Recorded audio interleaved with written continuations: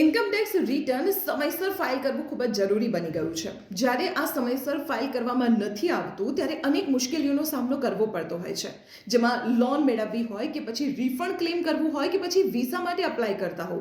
જો તમે return file નહીં કર્યું હોય તો તમારે આ તમામ તબક્કે મુશ્કેલીઓનો સામનો કરવો પડશે અને એટલા માટે જરૂરી બની ગયું છે રિટર્ન સમયસર ફાઇલ કરવું. જો તમે હજુ સુધી તમારું ઇન્કમટેક્સ રિટર્ન ફાઇલ નથી કર્યું તો તમારા માટે રાહતના સમાચાર એ છે કે રિટર્ન ફાઇલ કરવાની જે છેલ્લી તારીખ 30 જુલાઈ હતી તેને લંબાવીને 15 સપ્ટેમ્બર કરી દેવામાં આવી છે.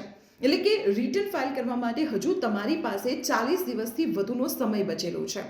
આ દિવસ દરમિયાન પણ જો તમે રિટર્ન ફાઇલ નથી કરતા તો તમારે મસ્ત મોટી પેનલ્ટીનો સામનો કરવો પડી શકે છે. એટલું જ નહીં, તમારી જે ફાઇનાન્શિયલ પ્રોફાઇલ છે તેના ઉપર નકારાત્મક અસર પડશે.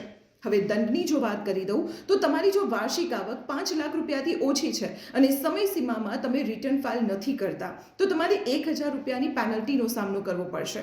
અને જો તમારી આવક 5 લાખ રૂપિયાથી વધુ છે વાર્ષિક આવક, તો તમારે 5000 રૂપિયા સુધીની પેનલ્ટીનો સામનો કરવો પડી શકે છે. ઇન્કમટેક્સ રિટર્ન ફાઇલ કરવું એ માત્ર એક ઔપચારિકતા નથી, એ આપણી નૈતિક જવાબદારી છે અને આ નૈતિક જવાબદારીને સમયસર નિભાવવી પણ ખૂબ જ જરૂરી છે. આવી જ મહત્વપૂર્ણ જાણકારી માટે આપ જોડાયેલા રહો સંદેશ ડિજિટલ સાથે.